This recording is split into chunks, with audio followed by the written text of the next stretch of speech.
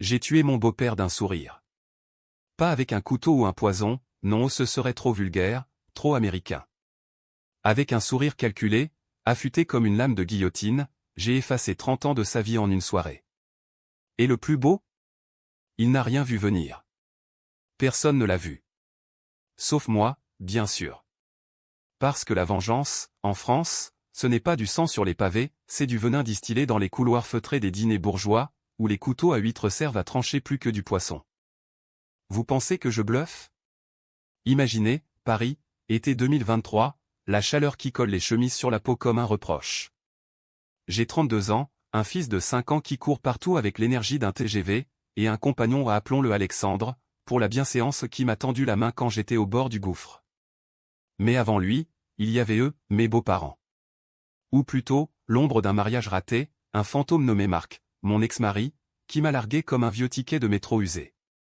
Et son père, Henri, ce patriarche aux moustaches impeccables, qui m'a traité comme une domestique immigrée dès le premier jour.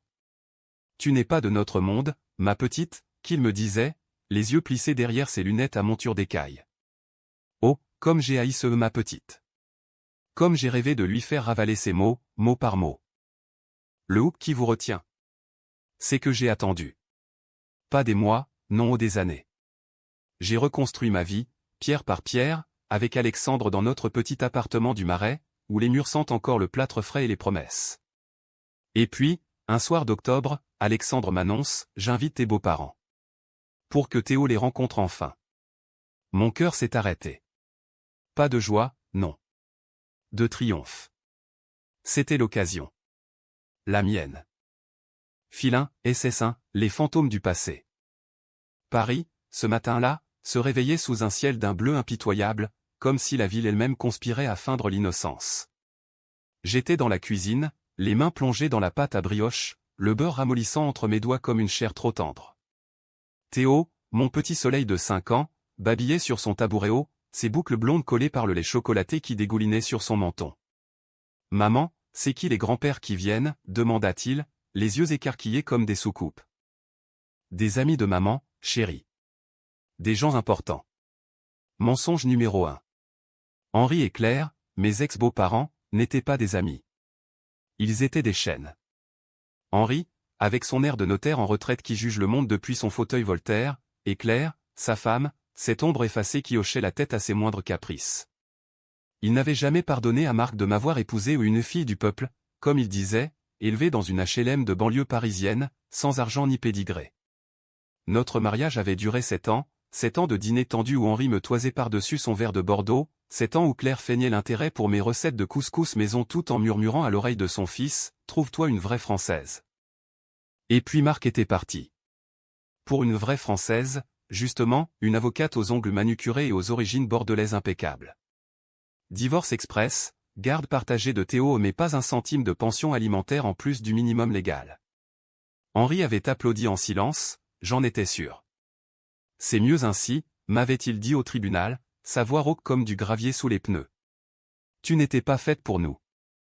J'avais souri ce jour-là, un sourire de statue. Mais intérieurement, j'avais gravé son visage dans ma mémoire, les rides profondes autour de la bouche, comme des cicatrices de mépris accumulées. Alexandre entra dans la cuisine, son costume froissé par la nuit blanche au bureau où il était consultant en finance, un de ces types qui sauvent les banques de la faillite tout en sauvant les apparences. Il m'embrassa dans le cou, son souffle chaud contre ma peau. « Tout va bien ? Tu sembles tendu. » Tendu ? J'étais une corde d'arc bandée à se rompre. Mais je me retournai, essuyant mes mains sur mon tablier fleuri, et lui offris mon plus beau sourire. Parfaitement. C'est juste l'excitation. Théo va les adorer. Mensonge numéro 2. Théo ne connaissait même pas leur existence. Marc, ce lâche, avait coupé les ponts après le divorce, emportant avec lui les visites sporadiques. Henri et Claire n'avaient plus donné signe de vie, comme si Théo était un accessoire jetable d'un chapitre clos. Mais Alexandre, avec son optimisme gaulois, avait insisté. C'est la famille, Élise. Il faut recoller les morceaux.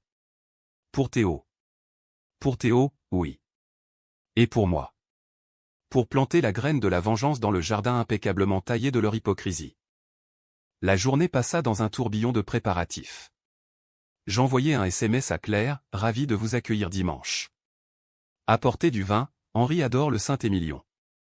Elle répondit par un emoji de cœur pathétique. Je rangeai l'appartement, astiquai les parquets jusqu'à ce qu'ils brillent comme un miroir impitoyable. Dans le salon, je disposais des photos, Théo à la crèche, Théo au jardin des Tuileries, Théo et moi à la plage de Deauville l'été dernier. Pas une seule de marque. Et Alexandre? Partout, en filigrane, sa main sur mon épaule, son rire figé dans un éclat de soleil. Le soir, allongé dans le lit king size qu'Alexandre avait insisté pour acheter ou pour notre futur, avait-il dit, je fixais le plafond craquelé. Mon esprit vagabondait vers les nuits solitaires après le divorce, quand Théo pleurait dans son berceau et que je comptais les euros pour payer le loyer. Henri m'avait-il jamais appelé? Non. Claire avait-elle envoyé un cadeau d'anniversaire à son petit-fils? Jamais. Il m'avait effacé, comme une tache sur un tapis persan. Mais dimanche, il reviendrait. Et je serais prête. Dimanche matin. Le soleil cognait aux vitres comme un importun. Théo courait en pyjama, un avion en carton à la main, imitant les moteurs avec des évromes stridents. Alexandre, en chemise blanche impeccable, disposait les couverts en argent au héritage de sa grand-mère normande. « Élise, tu es sublime », murmura-t-il en me voyant sortir de la chambre. J'avais choisi une robe midi en lin beige, simple mais chic, les cheveux relevés en chignon lâche. Sublime? J'étais une arme. Chargée. La sonnette retentit à 11 heures précises. Henri et Claire. Je pris une profonde inspiration, sentant le poids de ces années dans ma poitrine. Ouvrant la porte, je les vis, Henri, raide dans son costume croisé gris, une bouteille de Château Margaux à la main, Claire, en twin set perles, un bouquet de pivoine rose tremblant dans ses doigts fins. Élise. Quel plaisir, s'exclama-t-elle, les lèvres pincées en un sourire forcé. Entrez, entrez. Théo vous attend. Ma voix était miel. Henri me scruta, ses yeux de hibou plissés. Tu as l'air. Épanoui. Épanoui. Le mot sonnait comme une insulte voilée. Je le guidai vers le salon, où Théo se cacha derrière mes jambes. Dis bonjour à papy et mamie, mon cœur. Théo émergea, timide, tendant sa main potelée. Henri s'agenouilla maladroitement, ses genoux craquant comme du bois sec et serra la menotte. Bonjour, petit. Je suis ton grand-père. Sa voix trembla, juste un peu. Était-ce de l'émotion? Ou du regret? Claire fondit en larmes, couvrant sa bouche d'une main manucurée. Oh, il te ressemble tant, Henri. Alexandre surgit, charismatique, serrant les mains avec vigueur. Bienvenue. Je suis Alexandre. Élise m'a tant parlé de vous. Mensonge numéro 3 où je ne leur avais pas parlé d'eux depuis des lustres. Mais Alexandre, béni soit-il, jouait le jeu à la perfection.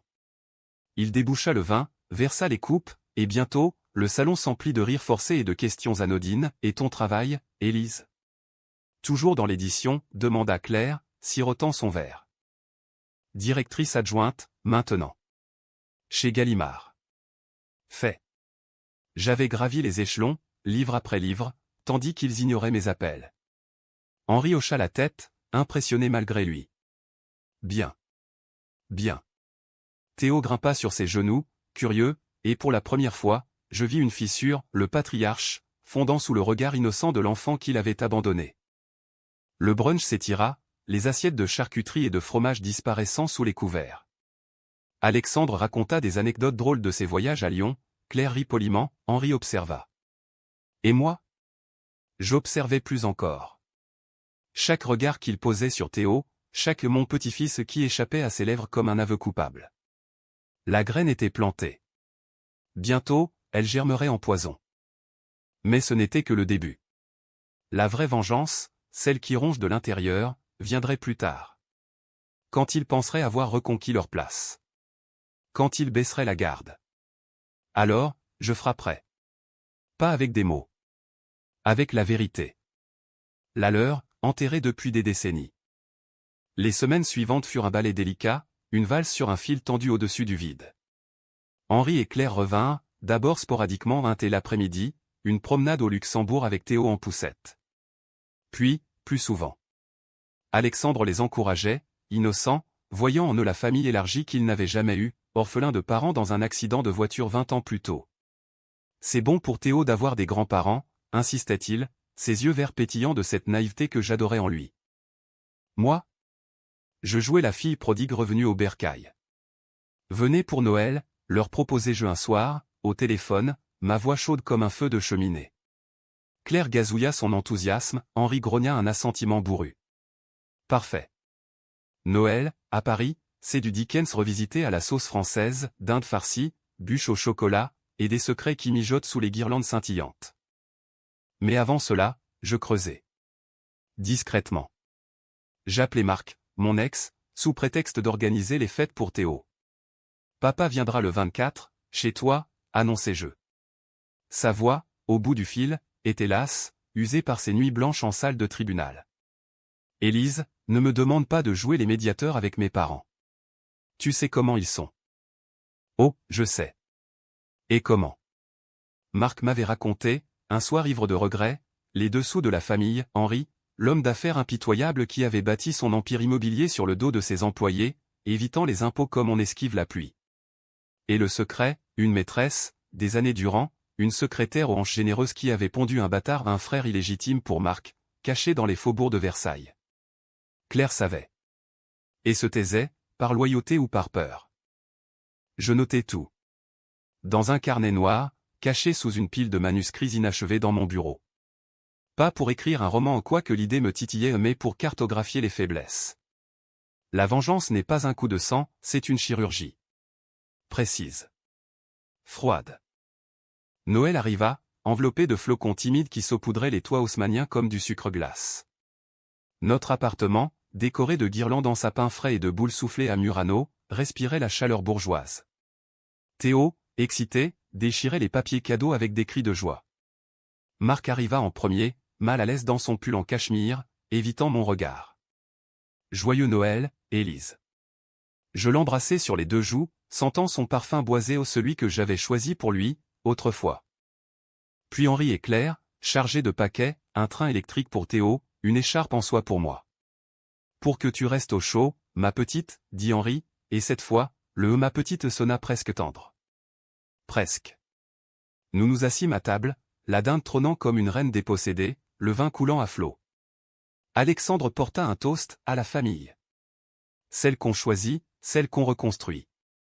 Les verres tintèrent, cristallins. La soirée glissa vers la confidence. Théo s'endormit sur le tapis, entouré de ses jouets neufs. Marc, un peu éméché, raconta une blague sur les avocats, Claire rit, trop fort. Henri, silencieux, observait son fils avec une tendresse nouvelle. Où étaient ceux de la culpabilité? Je saisis l'instant. Henri, racontez-nous comment vous avez rencontré Claire. C'était romantique, non? Il se racla la gorge, ses joues rosissant sous la barbe poivre et sel. Oh, c'était en 68, les barricades. Elle manifestait, moi je passais par là avec mon père. Un coup de foudre. Claire baissa les yeux, serrant sa serviette. Mensonge. J'avais fouillé, via un vieil ami d'université devenu détective privé aux 500 € bien dépensés. Il s'était marié pour l'argent, la famille de Claire, ruinée par la guerre, avait besoin d'un bailleur. Romantique? Plutôt transactionnel, comme un contrat notarié. Mais je souris. Comme c'est beau. Et je versai du vin à Marc, qui but d'un trait. La soirée s'alourdit, les rires se firent rares. Puis, le moment. Théo se réveilla en pleurant un cauchemar.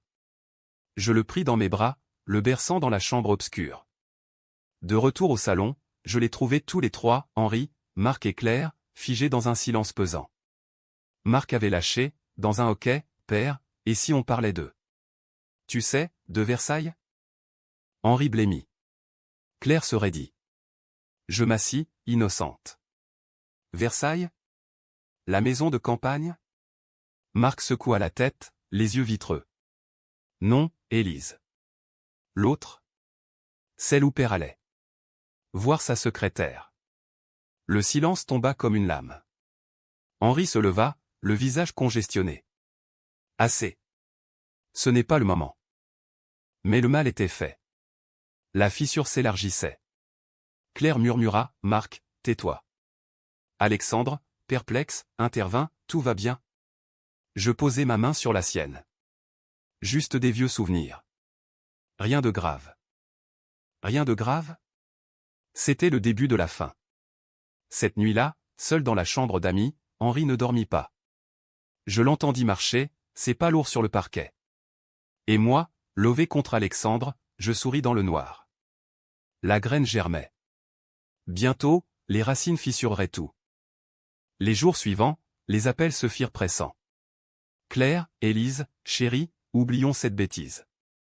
Marc était saoul. Henri, je veux voir Théo.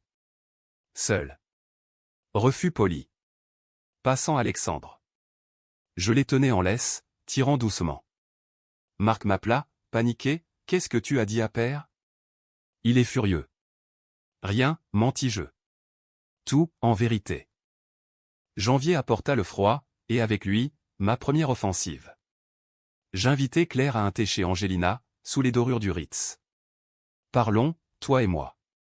Elle vint, fragile dans son manteau de laine. Sur les berges de la Seine, le vent fouettant nos écharpes, je lâchai, tu sais pour Versailles, n'est-ce pas? L'enfant. Ses yeux s'embuèrent. C'était il y a si longtemps. Henri a promis. Promis quoi? De ne pas recommencer?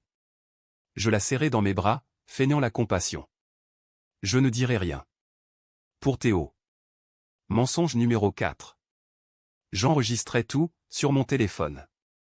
Preuve. Le venin s'instillait. Henri, de son côté, sombrait. Ses mets devinrent suppliants, laisse-moi réparer. Réparer? Trop tard.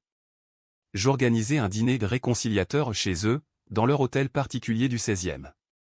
Alexandre ravi, Théo excité par les jouets. Marc absent à faire. Parfait. La maison puait l'argent vieilli, meubles Louis XV, tableaux signés, et un silence oppressant. Au dessert tarte tatin maison, je portai le coup. Henri, Marc m'a raconté pour le frère.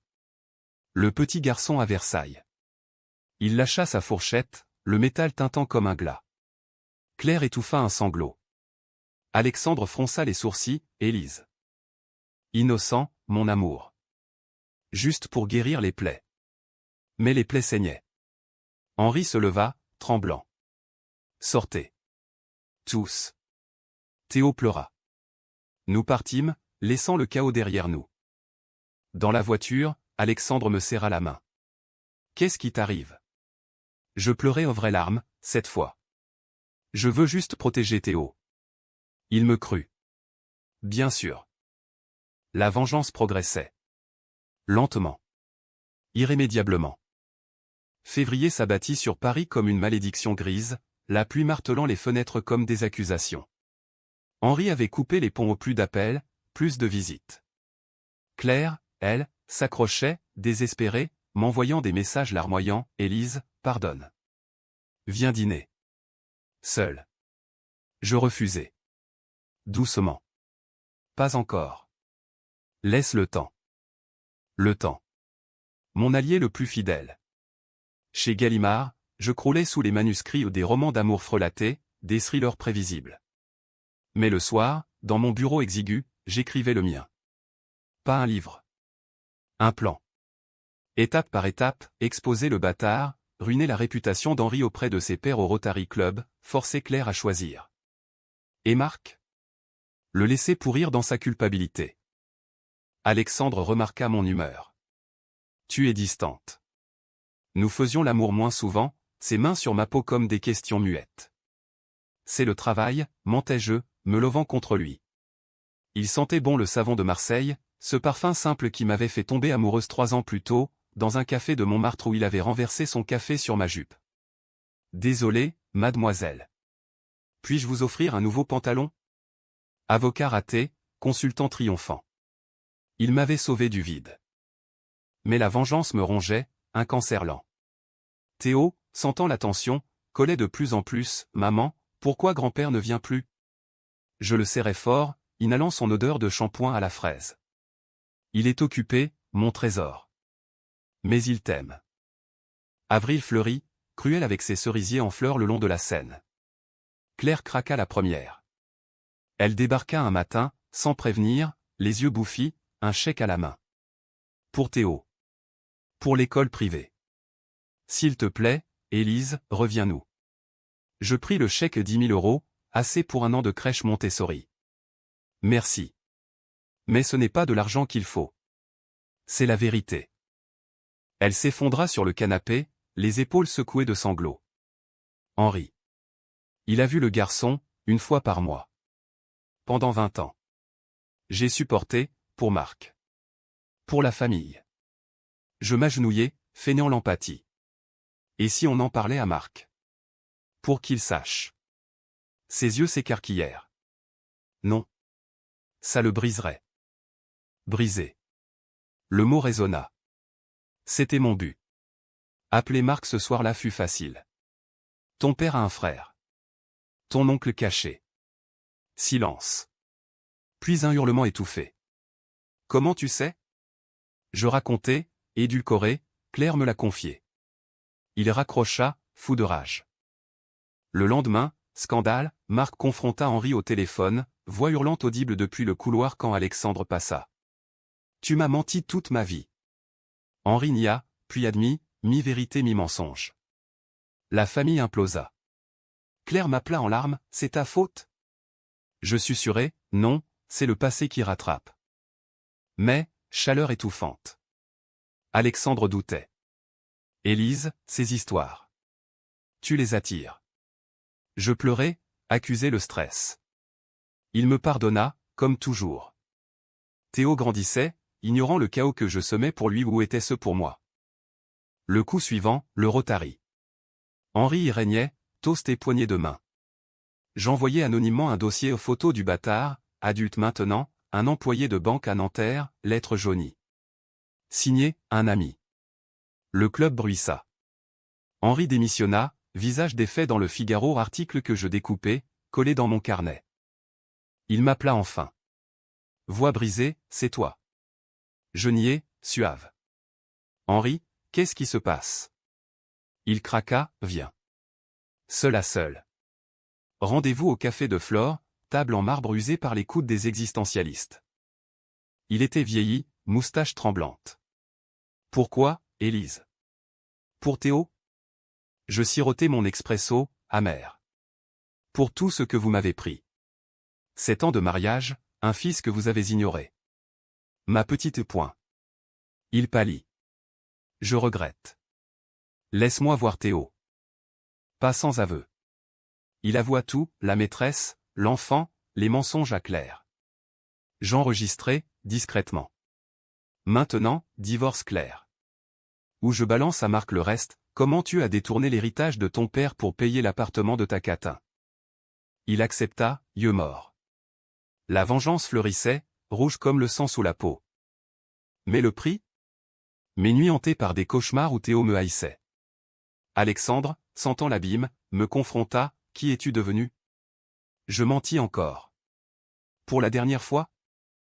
Juin enveloppa Paris d'une moiteur poisseuse, l'air chargé d'odeurs de jasmin et de regret. Henri obéit, papier de divorce signé en catimini, Claire évacuée vers Deauville avec une pension généreuse à ma condition. Elle ne sut jamais que j'étais l'architecte. Pour ton bien, lui dis-je au téléphone, voix larmoyante. Henri est toxique.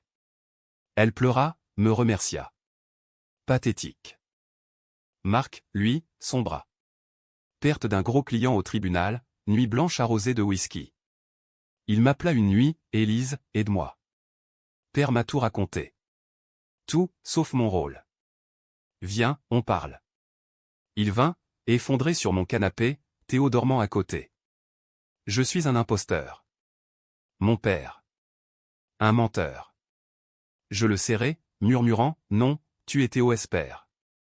Batte-toi. Il partit, un peu requinqué. Mais la graine en lui germait, haine pour Henri, gratitude pour moi. Parfait. Alexandre, cependant, flairait le loup. Nos dîners se tendaient, ses questions comme des sondes, pourquoi refuses-tu les invitations d'Henri maintenant? Je haussai les épaules, il est instable. Théo, sentant la faille, collait à moi comme une ombre, maman, t'es triste? Je souriais, forcé, non, mon amour. Juste fatigué. L'été arriva, vacances à Biarritz, idée d'Alexandre pour se recentrer. La villa louée face à l'océan, vagues cognant comme des avertissements. Théo construisait des châteaux de sable, riant aux éclats. Alexandre et moi, main dans la main sur la plage, mais son regard distant. Une nuit, sous les draps humides de sueur, il murmura « Élise, j'ai trouvé ton carnet. » Mon cœur s'arrêta. Lequel? Le noir. Les notes sur Henri. Les plans. Silence, lourd comme l'air salin. C'est quoi, cette vengeance? Tu le détruis. Je me redressai, nu et vulnérable. Il m'a détruite d'abord. Ignorer Théo, me rabaisser. Il secoua la tête, et moi? Théo?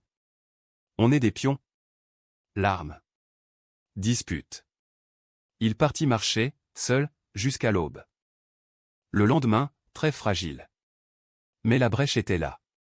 Henri, de son côté, s'effondrait, AVC mineur, diagnostiqué paranoïa. Son médecin, un ami à moi, via le réseau Gallimard m'appela, il délire sur une femme vengerait ses poings. Je visitais, seul, à l'hôpital Saint-Louis. Il gisait, pâle, tube dans les bras. Élise. Pitié. Je serrai sa main flétrie. Avoue tout à Claire. Le détournement. Il hocha la tête, brisé. Claire apprit, hurla au téléphone, « Mon Dieu, Élise, c'est vrai? Je feignis le choc, il t'a menti à toi aussi ?» Elle raccrocha, anéantie. Divorce finalisé, Henri ruiné et bien saisi pour fraude fiscale, mon dossier anonyme aux impôts. Août, retour à Paris. Alexandre bouillonnait. Je pars une semaine. Réfléchir. Théo pleura son absence, je le berçai, culpabilité rongeant mes os. Étais-je allé trop loin? La vengeance, ce monstre, me dévorait de l'intérieur. Septembre, rentrée. Marc remonta la pente, promotion inespérée au karma? Il demanda la garde alternée élargie. Pour Théo. J'acceptai, généreuse. Henri, en maison de repos, écrivait des lettres, « Pardonne-moi, petit-fils. » Théo les lisait, innocent. Mais Alexandre revint changé. Je t'aime, Élise. Mais arrête. Ou je pars pour de bon.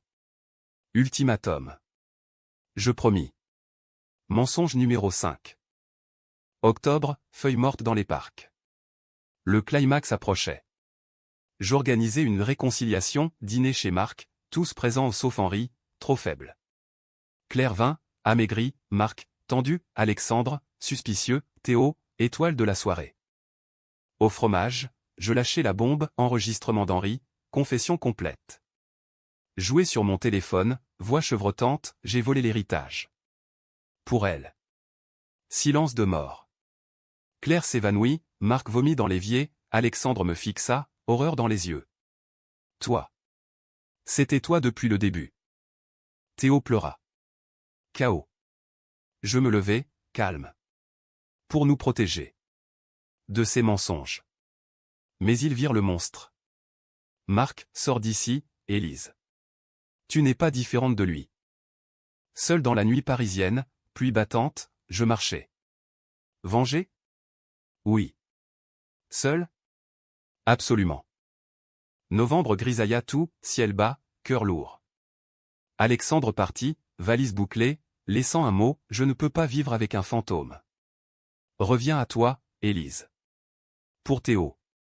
Théo, confié à Marc temporairement pour son bien, avait dit l'assistante sociale, après le scandale. Marc, qui me haïssait maintenant, mais protégeait son fils. Claire disparut à Deauville, coupant les ponts. Henri, en soins palliatifs, envoya une lettre, tu as gagné. Mais à quel prix? Prix. Ma solitude, un appartement vide échoant mes pas, des nuits où je revivais chaque coup, chaque mensonge. À Gallimard, on murmurait, Élise change. Plus froide.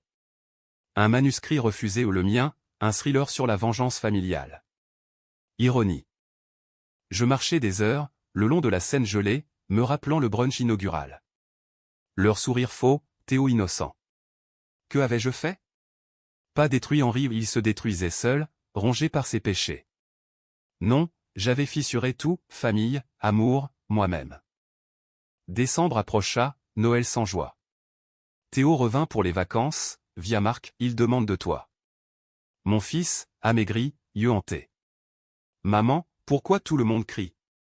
Je pleurais, le serrant, c'était une erreur, mon cœur. Maman s'est perdue. Alexandre? Un SMS, on peut parler?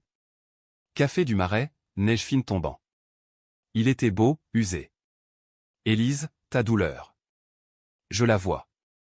Mais la vengeance? Elle te bouffe. Je hochai la tête, brisé. Je sais. Aide-moi à arrêter. Il hésita, puis, pour Théo. Essayons. Henri mourut le 15 décembre. Crise cardiaque, seul. Funérailles discrètes, Marc et Claire présents, moi absente indisposée. Mais j'envoyais des fleurs, lys blanc, symbole de pureté moqueuse. Claire m'appela, il t'a pardonné, à la fin. Pardonné? Trop tard. Théo guérit lentement, avec des séances chez une psy. Ma décision, mon expiation. Alexandre revint, provisoire, un jour à la fois. Nos nuits redevenaient tendres, hésitantes. Mais la cicatrice demeurait. Janvier 2024, nouveau départ? J'écrivis un nouveau manuscrit, pas thriller, mais mémoire. L'ombre de la vengeance. Soumis à Gallimard. Accepté. C'est brut, Élise. Vrai, dit mon éditrice. Marc, réconcilié à moitié, Théo t'aime. Ne le perds pas. Je ne le perdrai pas. Jamais. Mais la vraie leçon? La vengeance est un miroir. Elle reflète non l'autre, mais soi. Et ce que j'y vis une femme durement forgée, mais fissurée me terrifia. Et libéra. Printemps 2024. Paris renaissait, cerisier en fleurs comme des promesses timides. Théo courait au parc Monceau, son rire perçant les nuages. Alexandre et moi, main dans la main, le regardions au pas possessif, mais reconnaissant. On a failli tout perdre, murmura-t-il un soir, sur notre balcon face au toit. Oui. Mais on s'est trouvé. Le livre sorti en mai, couverture sobre, une ombre élongatette sur les pavés mouillés. Critique mitigée au glaçant, introspectif, le monde, trop personnel, libé. Mais il se vendit. Des lectrices m'écrivirent, ça m'a guéri de mon propre poison. Guéri? Moi aussi, peut-être. Claire revint, un thé chez nous. J'ai divorcé pour de bon. Merci, Élise. D'avoir forcé la vérité. Ironie. Nous parlâmes de Théo, pas d'Henri. Marc, stabilisé, partageait la garde sans amertume. On est des survivants, dit-il un jour. Moi? J'avançais. Thérapie, pour creuser les racines de ma rage enfance sans père, mère battue par la vie. La vengeance n'était pas pour Henri. Pour combler mon vide. Été, voyage en Provence, lavande, soleil, Alexandre cuisinant des ratatouilles brûlées. Théo apprenant à nager, éclaboussant nos rires. Pas de fantômes. Juste nous. Et la leçon, gravée? La vraie revanche n'est pas détruire. C'est renaître des cendres. Plus forte. Plus entière.